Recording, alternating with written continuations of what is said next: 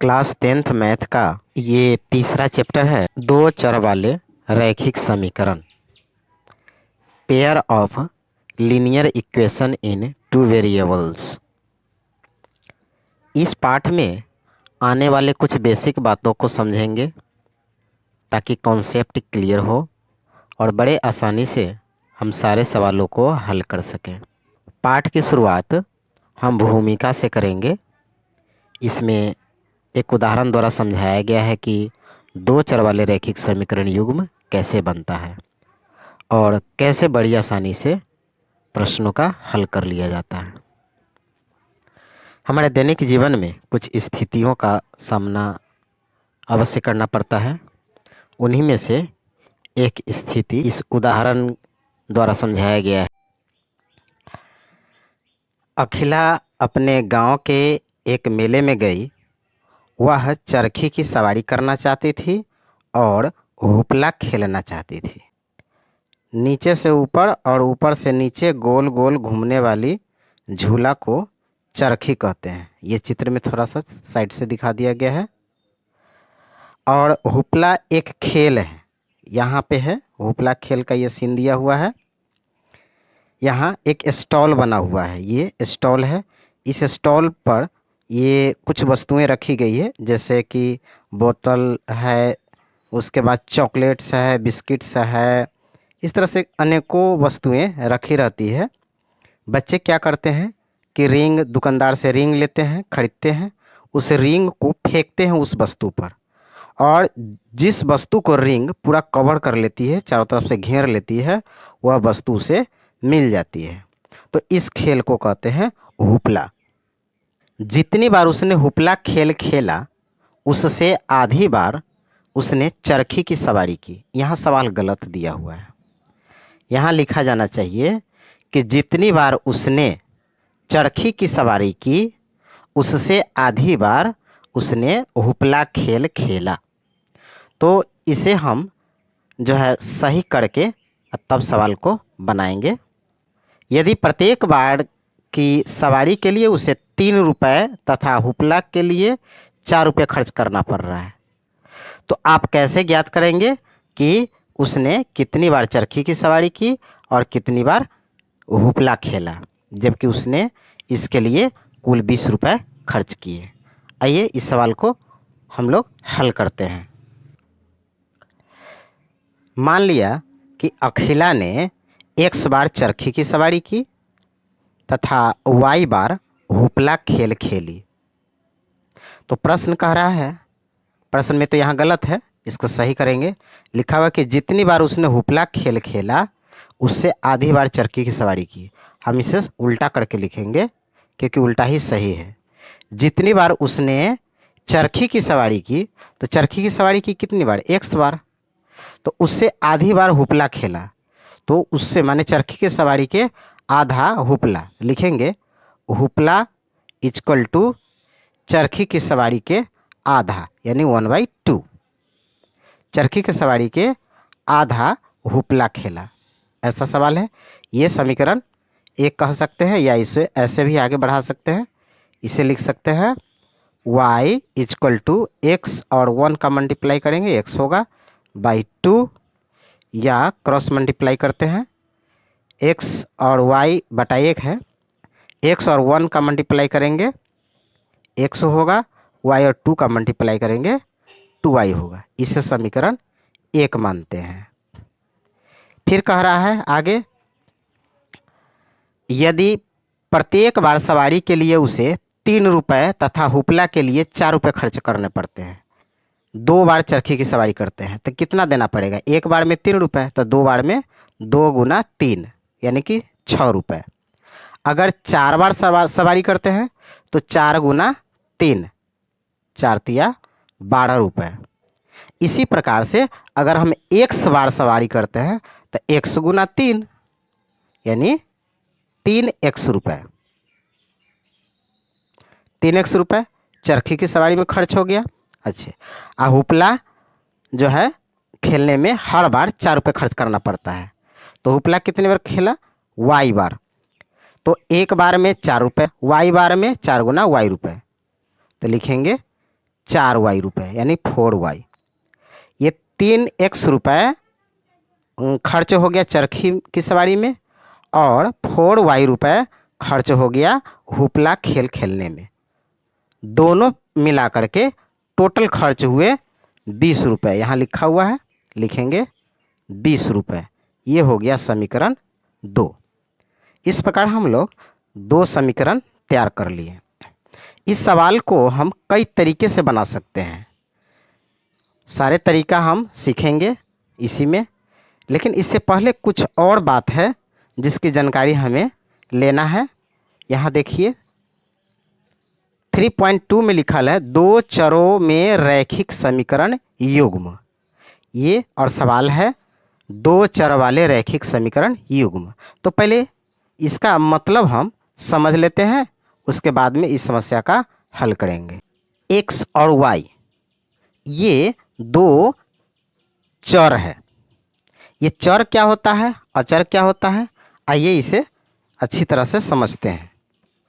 चर का मतलब होता है ऐसा मान जो बदले।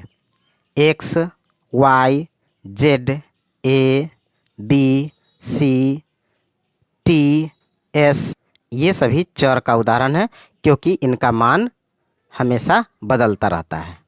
अचर क्या होता है, अचर जिसका मान कभी ना बदले। अगर 1 लिखते हैं तो 1 का मतलब 1 ही होता है। 2 लिखते हैं 2 का मतलब 2 ही होता है। 1/2 लिखते हैं तो 1/2 ही होगा। -3/2 लिखते हैं, इसी तरह से √5/4 लिखते हैं, कुछ भी लिखते हैं तो इसका जो भी लिखे है मान वही होता है। इसका मान नहीं बदलता है, इसलिए इसे अचर कहते हैं। जिसका मान हमेशा बदलता है उसे चर कहते हैं। तो यहाँ पर देख रहे हैं x और y 2 चर है। तो हम ये 2 चर समझ गए। 2 चर, एक चर यहाँ x है और दूसरा चर y है। दूसरे समीकरण में भी देखिए एक चर x है और दूसरा चर y है। तो 2 चर समझ गए। अब समझते हैं रैखिक समीकरण। यहाँ देखिए x पर पावर 1 है, पावर मतलब घात, और y का घात 1 है। तो जिसका घात 1 होता है वह रैखिक कहलाता है। ये समीकरण तो है ही, तो ये वैसे समीकरण जिसका घात 1 हो रैखिक समीकरण कहलाता है। तो यहाँ x का घात है 1, y का घात है 1, तो दोनों का घात 1 1 है, अर्थात इस समीकरण का घात भी 1 है, तो इसे हम रैखिक समीकरण कहेंगे। ये भी रैखिक समीकरण हो गया, ये भी रैखिक समीकरण हो गया। तो 2 रैखिक समीकरण हमने प्राप्त किया, तो इसे कहेंगे रैखिक समीकरण युग्म। 2 का मतलब होता है जोड़ा, पेयर, युग्म। 2 समीकरण है इसीलिए इसको समीकरण युग्म बोलेंगे। समझ गए? तो ये 2 चर वाले रैखिक समीकरण युग्म है यही। अब इसे हल करते हैं। हल हमें कई विधियों से करना है। सबसे पहले विधि का नाम है ग्राफीय विधि या ज्यामितीय विधि। ग्राफीय विधि में इसका हल करेंगे। पहले समझते हैं कि ग्राफीय विधि का हल होता कैसा है, देख लेते हैं। ये है ग्राफीय विधि से हल किया हुआ। ये ग्राफ का कॉपी है। x-x ये अक्ष है, इसका नाम है x अक्ष, x अक्ष है। और ऊपर से नीचे ये y लिखा हुआ है, तो ये y अक्ष हुआ। x अक्ष को कहेंगे भुज और y अक्ष को कहेंगे कोटि। भुज कोटि। सबसे पहले हमें भुज कोटि सारणी बनाना पड़ेगा। तो आइए हम लोग भुज कोटि सारणी तैयार करते हैं।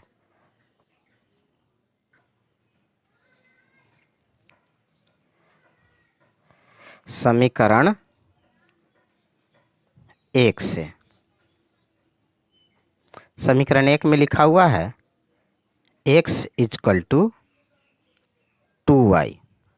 यह है, इसे हम भुज कोटि सारणी तैयार करते हैं। देखिए कैसे तैयार होगा। ये सारणी बनाते हैं इसमें x लिखते हैं, a में y लिखते हैं। x को भुज कहते हैं और y को कोटि कहते हैं। तो इस सारणी का नाम हो गया भुज कोटि सारणी। अब x और y का अलग अलग मान हम लोग ज्ञात करेंगे। x का मान रखेंगे तो y का मान आएगा और y का मान रखेंगे तो x का मान आएगा। y का मान 1 लेते हैं तो हमें प्राप्त होता है 2 × 1। देखिए x इक्वल टू 2 × y की जगह लिखेंगे 1। 2 और 1 का मल्टीप्लाई करेंगे 2, x बराबर 2 आ गया। लिखेंगे x बराबर 2। y का मान अब लेते हैं -1, -1 लिखते हैं तो कितना हो जाएगा, 2 और -1 का गुना करेंगे -2 आएगा। y का मान हम 0 भी ले सकते हैं, 0 लेंगे तो 2 और 0 का मल्टीप्लाई करेंगे बराबर 0 आएगा। लिखेंगे 0। इस तरह से हम लोग समीकरण 1 का भुज कोटि सारणी तैयार कर लिए। समीकरण 2 से समीकरण 2 है 3x + 4y = 20। लिखेंगे 3x + 4y = 20। अब इसका भुज कोटि सारणी तैयार कर लेते हैं। ये भुज कोटि सारणी बना रहे हैं।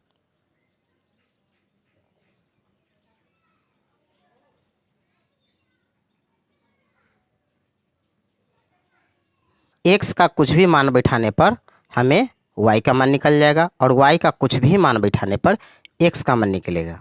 तो आइए हम लोग जल्दी जल्दी निकालने की कोशिश करते हैं। 3x + 4y = 20। x का मान रखते हैं 0।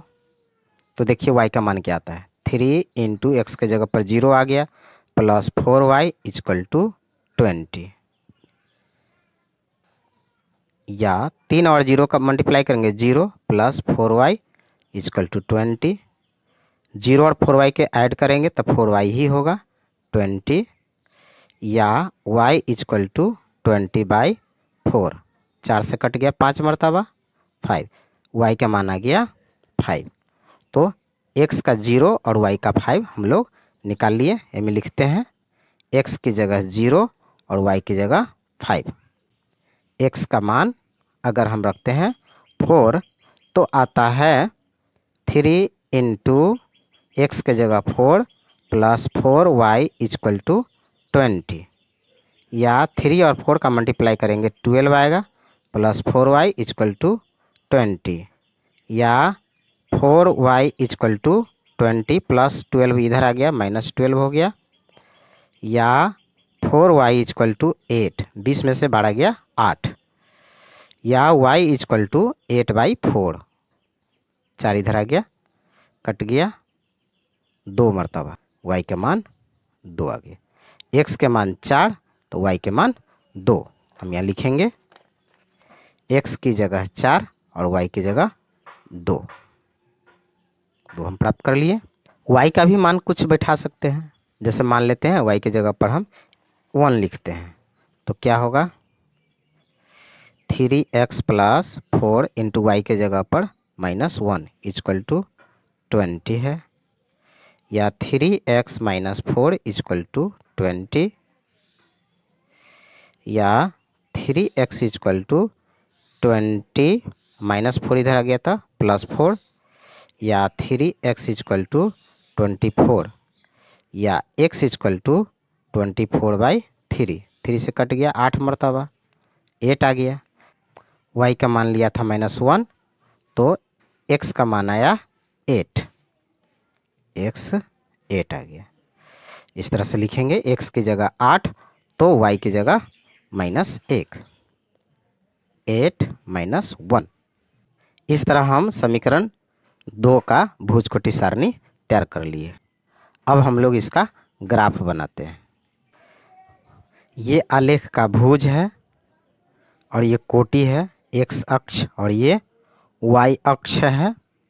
इस पर जो है हमें 1 2 3 4 करके बराबर दूरी पर अंक जो है दर्शा लिए हैं।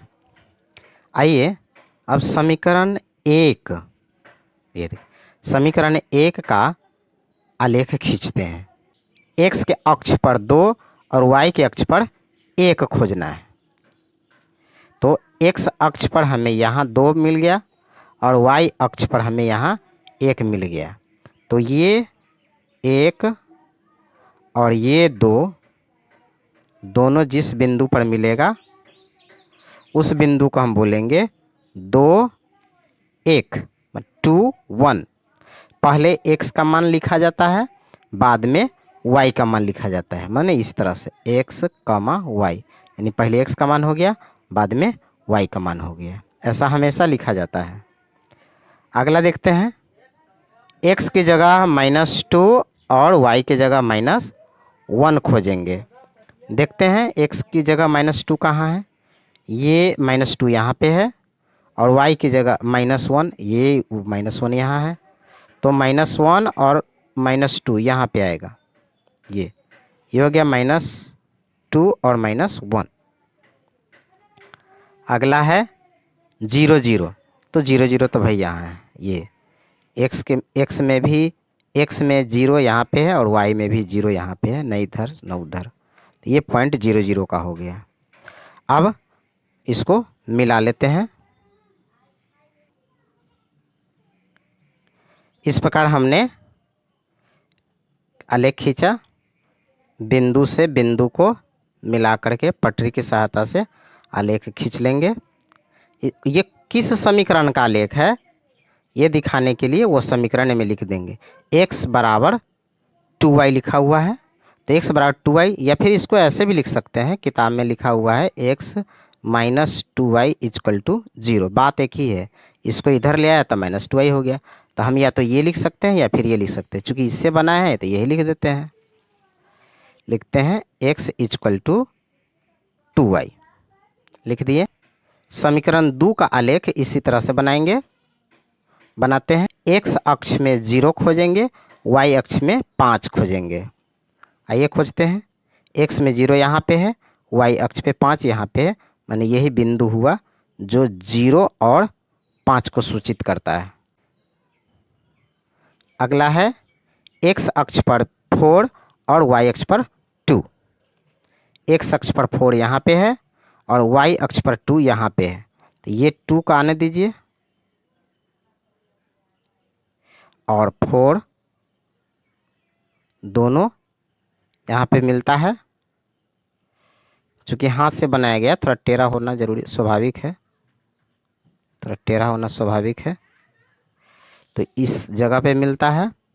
नाम है 4 और 2, 4 और 2। x अक्ष पर 8 और y अक्ष पर -1 ढूंढते हैं। x की जगह पर यहाँ 8 है, y की जगह पर -1 है। -1 यहाँ आएगा सीधा और 8 आएगा इस जगह पे। 8 और -1 को लिखेंगे। 8 - 1 पॉइंट हो गया। अब इसे स्केल की सहायता से खींचेंगे लाइन। ऐसे हम खींच लेंगे। इस समीकरण का नाम क्या होगा? इस समीकरण का नाम होगा 3x + 4y = 20। लिखेंगे 3x + 4y = 20। ये दूसरा समीकरण हो गया। अब देखते हैं दोनों समीकरण एक दूसरे को कहाँ काटता है। ये दोनों समीकरण एक दूसरे को 4 और 2 पर काटता है। इसका मतलब हो गया, इस 4 है ना, यहाँ ये पहला मान जो हो गया 4, पहला मान वह x का है और दूसरा मान y का है। लिखेंगे x = 4, y = 2। देखिए यहाँ पर नीचे आएंगे 4 और y की तरफ जाएंगे तो 2, तो y का मान 2 हो गया। हमने माना था कि x बार चरखी की सवारी की और y बार हुपला खेल खेली। तो x की जगह आया यहाँ 4। इसका मतलब हुआ कि वह चरखी की सवारी 4 बार की। तो लिखेंगे अतः अखिला ने चरखी की सवारी सवारी 4 बार की एवं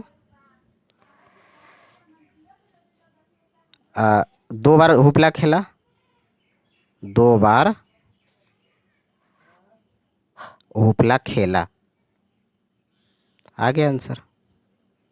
तो ये पहली विधि हुआ, इसे बोलते हैं आलेखीय विधि।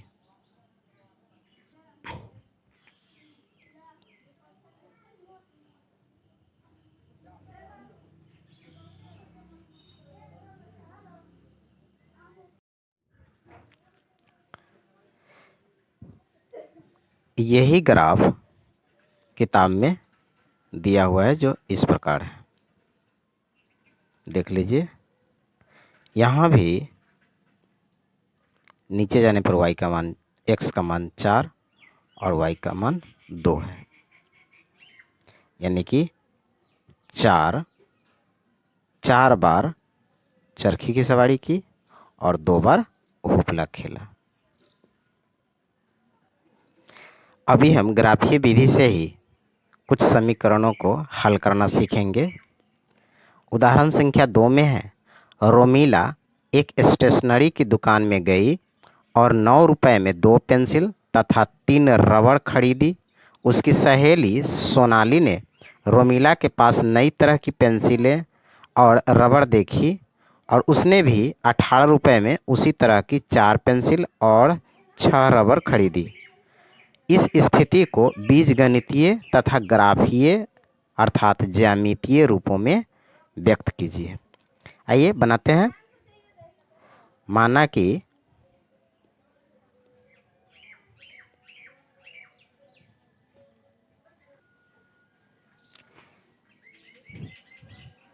एक पेंसिल का मूल्य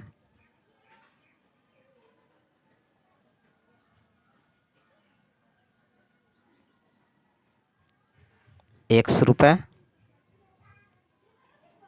एवं एक रबड़ का मूल्य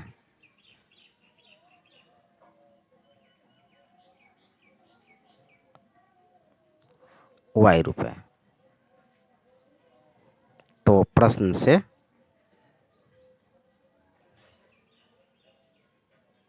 प्रश्न से 9 रुपए में 2 पेंसिल और 3 रबड़ खरीदी, तो एक पेंसिल का मूल्य ₹X है, 2 पेंसिल का मूल्य 2X होगा, एक रबड़ का मूल्य Y है, एक रबड़ का मूल्य Y है, 3 रबड़ का मूल्य 3Y हो जाएगा, दोनों मिला के 9 रुपए। समीकरण 1 हो गया। एवं फिर 18 रुपए में उसी तरह के 4 पेंसिल और 6 रबड़ खरीदी, तो एक पेंसिल का X, 4 पेंसिल का 4X और 6 रबड़ का मूल्य 6Y, दोनों मिलाकर 18 रुपए। ये समीकरण 2 हो गया। दोनों का ज्यामितीय, ये तो हो गया बीजगणितीय रूप, ये बीजगणितीय रूप लिखा गया। अब हमें ग्राफीय रूप या ज्यामितीय रूप में व्यक्त करना है। आइए ग्राफ बनाते हैं। सबसे पहले हम लोग भुज-कोटि सारणी तैयार करते हैं। लिखेंगे समीकरण 1 से, समीकरण 1 है 2x + 3y = 9, या कोई एगो की तरफ रख लीजिए, x के उधर ले जाइएगा y रह जाएगा, y के ले जाइएगा x रह जाएगा, किसी एक को उधर ले जाना है। तो मान लेते हैं x को ही ले जाते हैं। यहाँ है 3y 9, यहाँ कुछ नहीं का मतलब प्लस है, दूसरे तरफ जाएगा -2x हो जाएगा,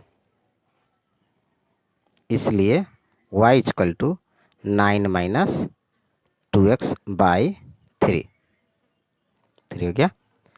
x के कुछ भी मान डालेंगे y का मान निकल जाएगा। इस तरह से भी बन सकता है, या डायरेक्ट ये ना लिखकर डायरेक्ट जो है x का मान बैठाएंगे, y का मान निकालेंगे, y का मान बैठाएंगे, x का मान निकालेंगे।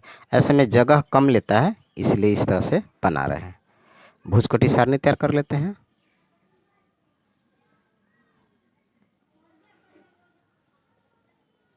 ये x भुज हो गया, y कोटि हो गया। ये 3 को खाना बना लेते हैं। ये 3 खाना बना लिए। x का मान 0 लेते हैं। 2 और 0 का मल्टीप्लाई करेंगे 0 हो जाएगा।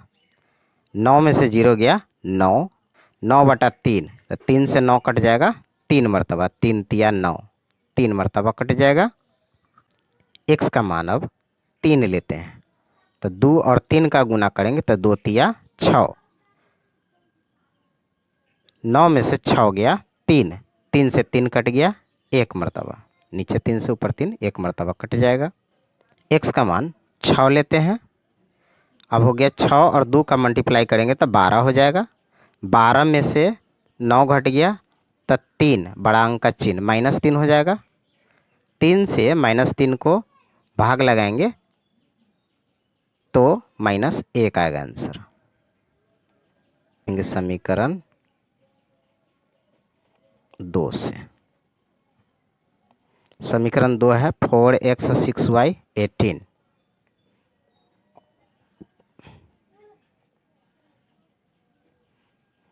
या x को उधर ले जाते हैं, यहाँ 6y = 18, इसको उधर ले गए तो -4x, इसलिए y = 18 - 4x/6। इसका भुज कोटि सारणी तैयार कर लेते हैं।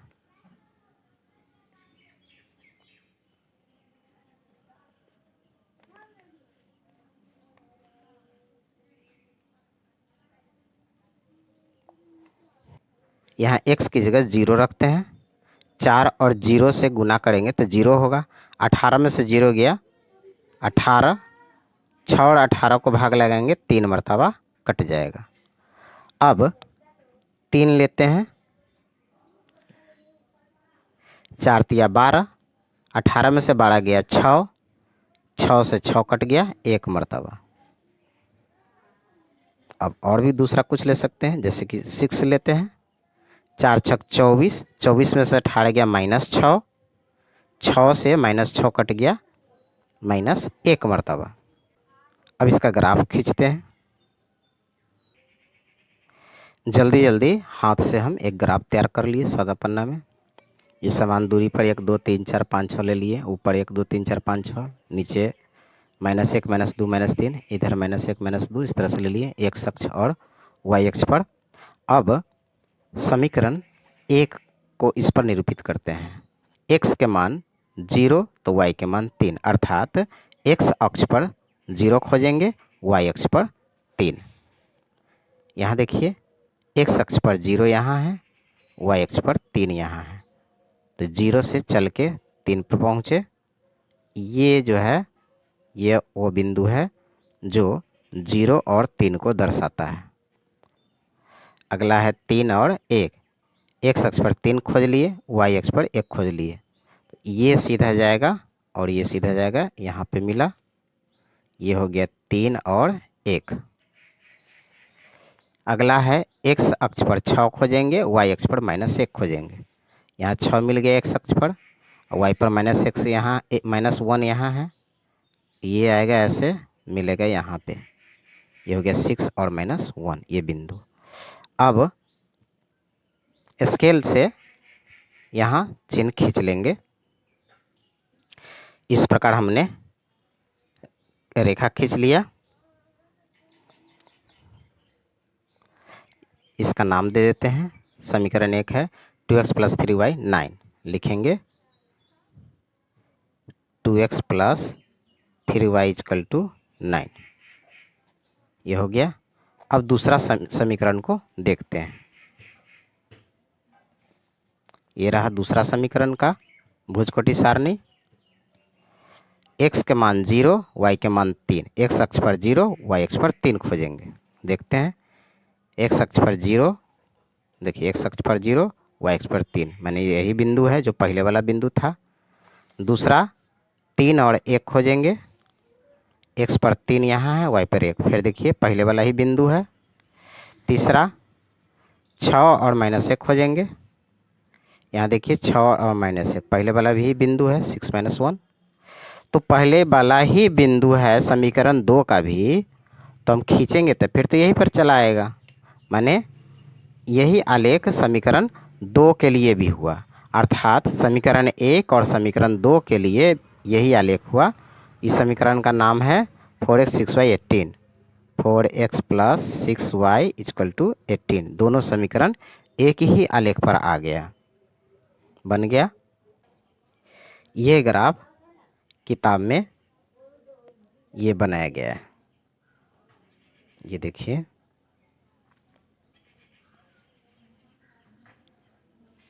Four x + 6y 18, 2x + 3y 9, दोनों समीकरण एक ही रेखा में आ गया। इसे समपाती रेखा कहते हैं।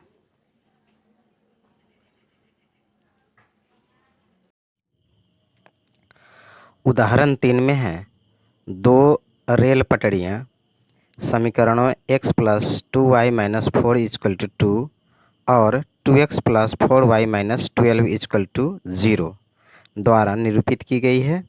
इस स्थिति को ज्यामितीय रूप से व्यक्त कीजिए।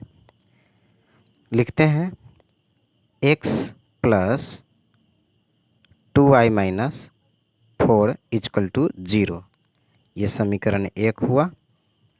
अगला है 2x + 4y - 12 = 0, ये समीकरण 2 मानते हैं। समीकरण 1 से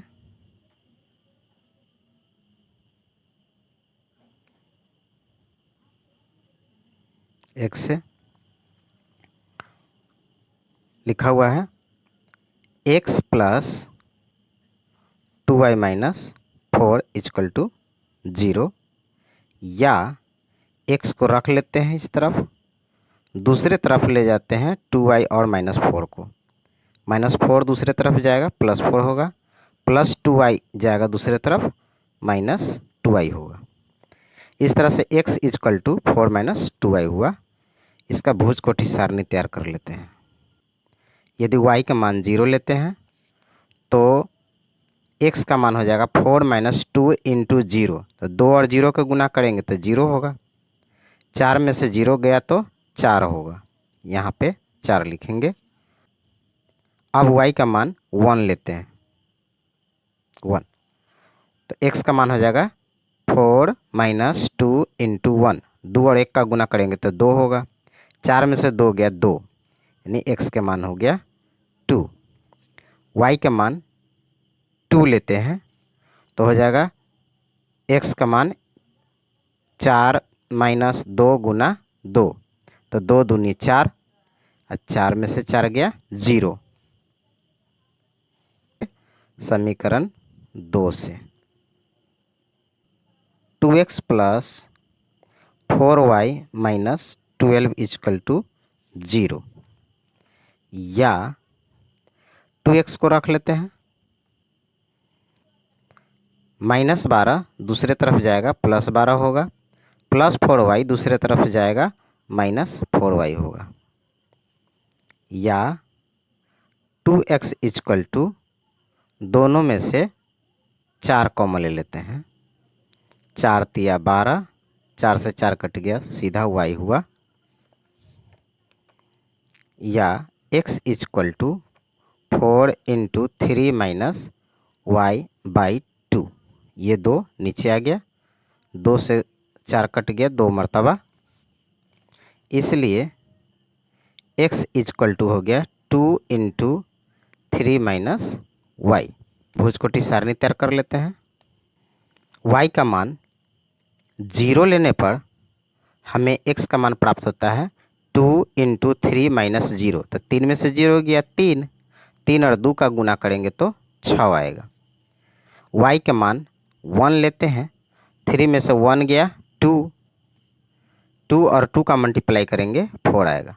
y का मान 2 लेते हैं, 3 में से 2 गया 1, 2 और 1 का मल्टीप्लाई करेंगे 2 होगा, गुना होता है, यहाँ कुछ नहीं है, इसका मतलब गुना है। अगर जोड़ होता तो प्लस का चिन्ह लिखा रहता, घटाव होता तो माइनस का चिन्ह लिखा रहता, भाग होता तो भाग का चिन्ह लिखा रहता। कुछ नहीं लिखा हुआ है, इसका मतलब यहाँ पे गुना है, इसलिए 2 से गुना करते गए हैं। इसका आलेखीय निरूपण करते हैं। यह हमने x अक्ष और y अक्ष खींच लिया।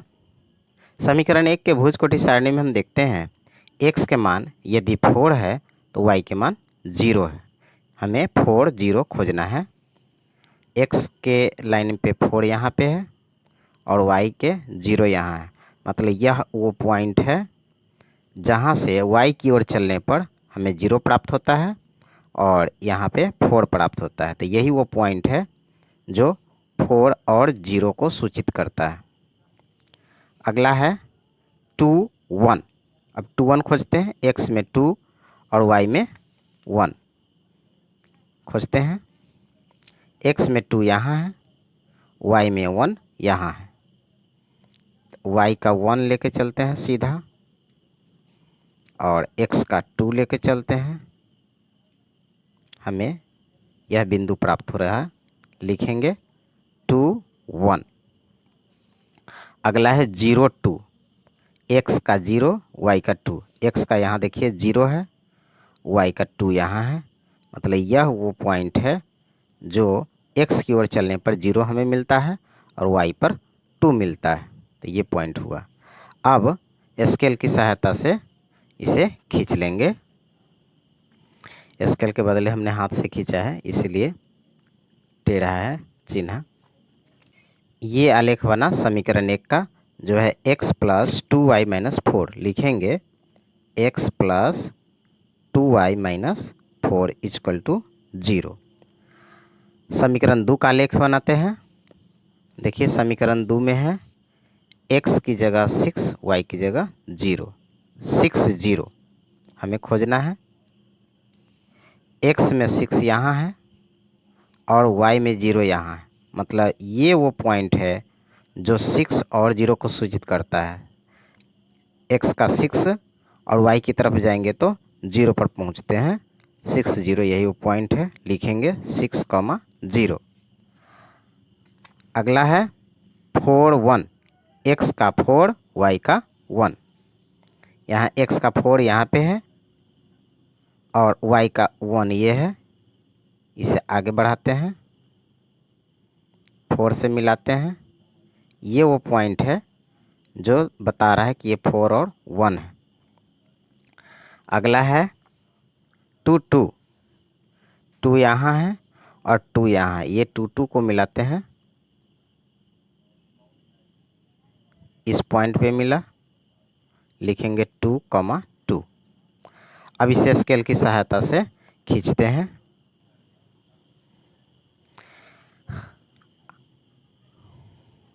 आलेख इस प्रकार बनेगा। जब स्केल की सहायता से खींचेंगे आलेख हमें इस प्रकार बनेगा। ये समीकरण 2 का आलेख हुआ। समीकरण 2 है 2x plus 4y minus 12 equal to 0।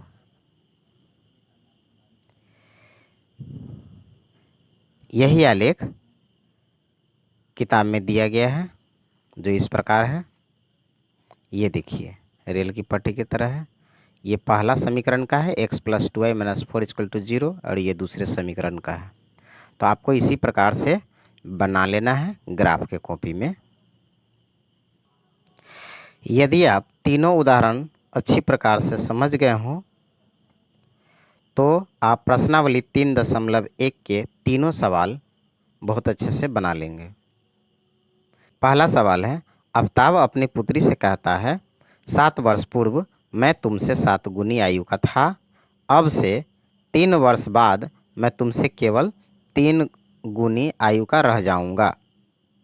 इस स्थिति को बीजगणितीय एवं ग्राफीय रूप में व्यक्त कीजिए। माना कि आफ्ताब की वर्तमान आयु x वर्ष एवं उसकी पुत्री की वर्तमान आयु y वर्ष। सवाल में है 7 वर्ष पूर्व मैं तुमसे 7 गुनी आयु का था, ऐसा आफ्ताब अपनी पुत्री से कहता है।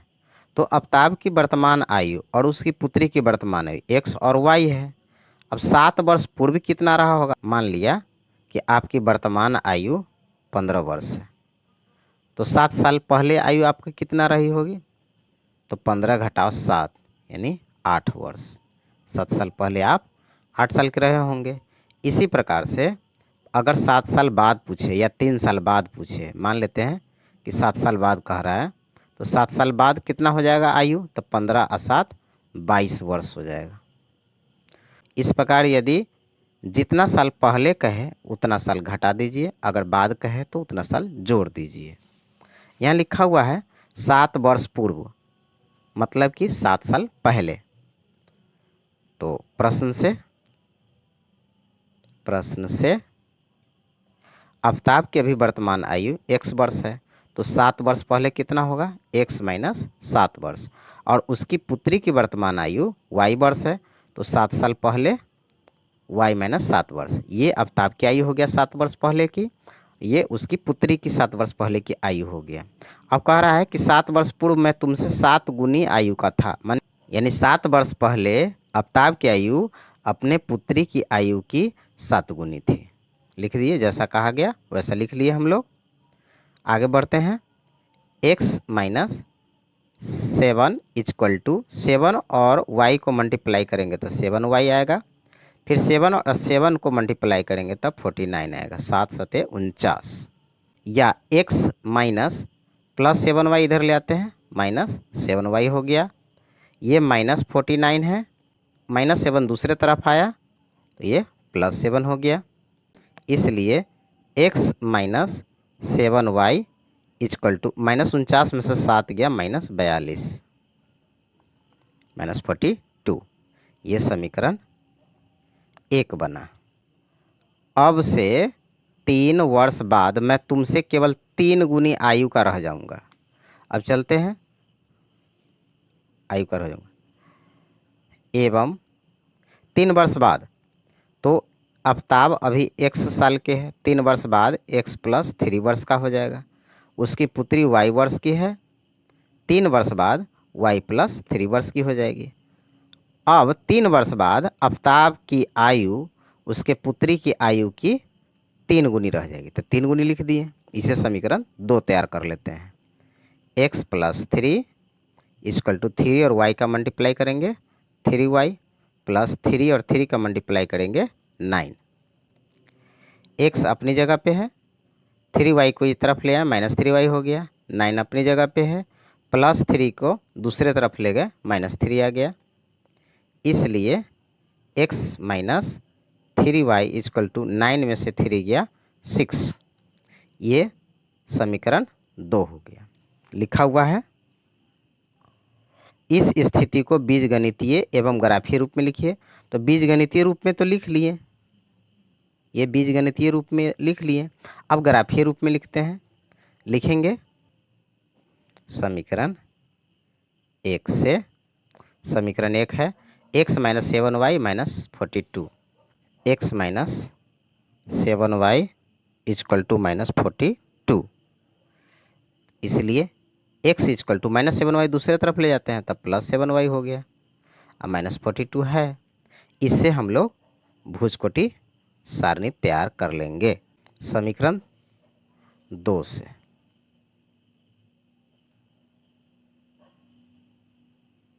से।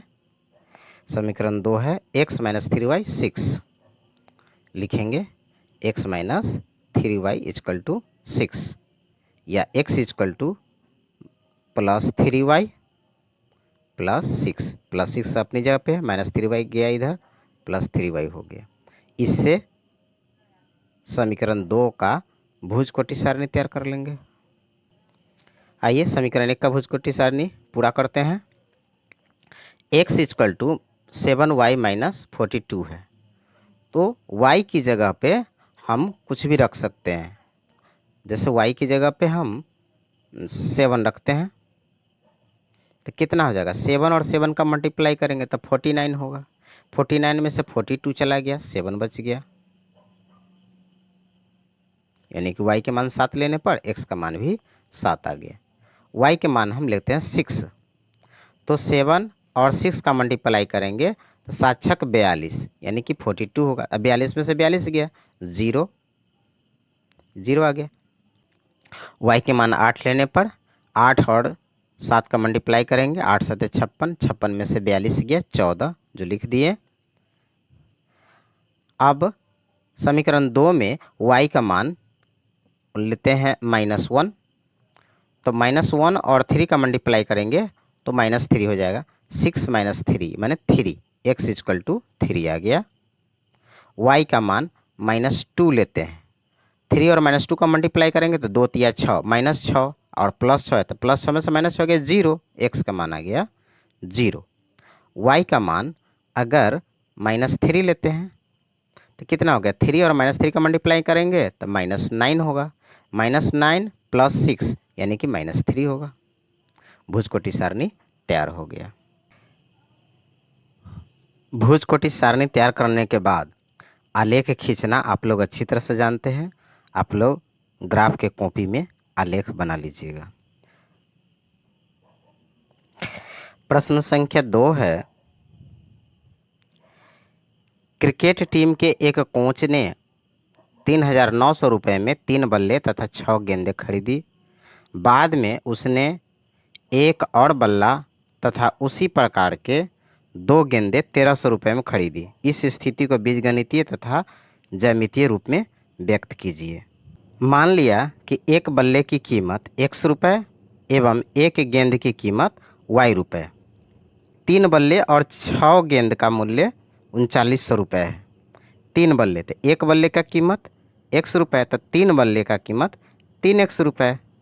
इसी प्रकार एक गेंद की कीमत y रुपये तो 6 गेंद की कीमत 6y रुपये, दोनों मिलके 3,900 रुपये बने।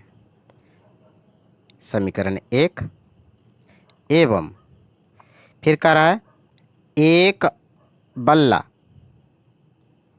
और 2 गेंद की कीमत 1,300 रुपये, तो एक बल्ला का x रुपये और 2 गेंद का 2y रुपये मिलके बना 1,300 रुपये। समीकरण 2 ये बीजगणितीय रूप हो गया। अब इसे ग्राफीय रूप में व्यक्त करते हैं। समीकरण 1 से 3x + 6y = 3,900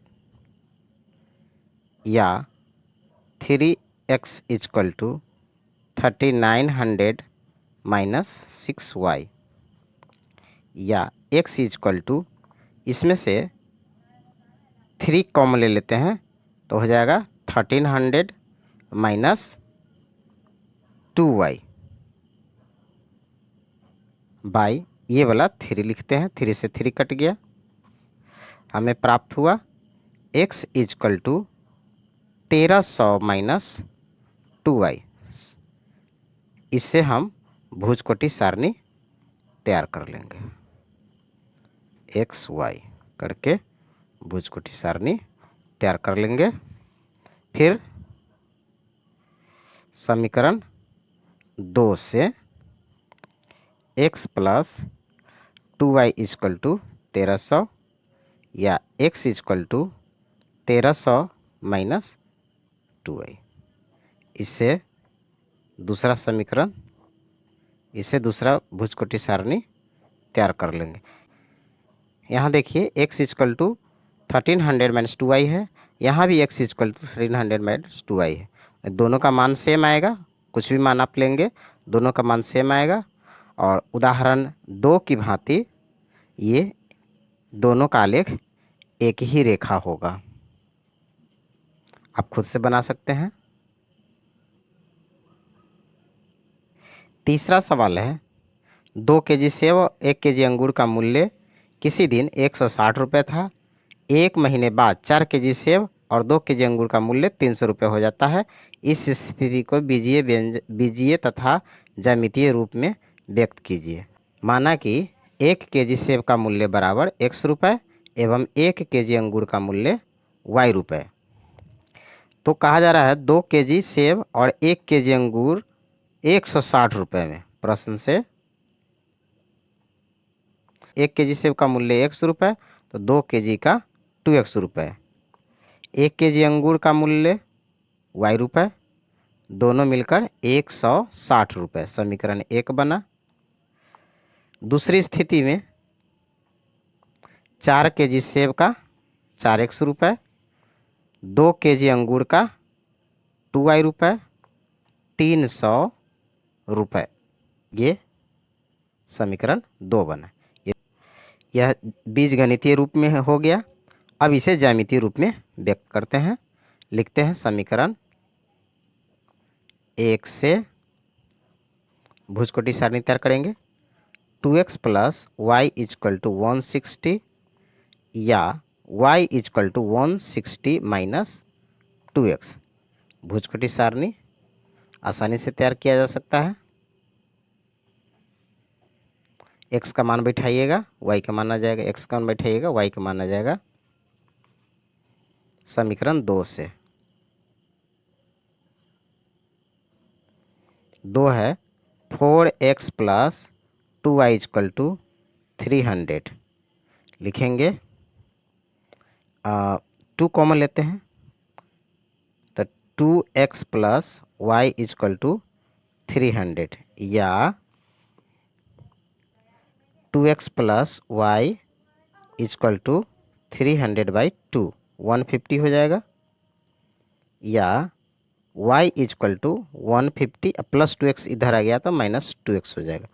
इससे भी भुजकोटी सारणी तैयार कर लेंगे x और y का।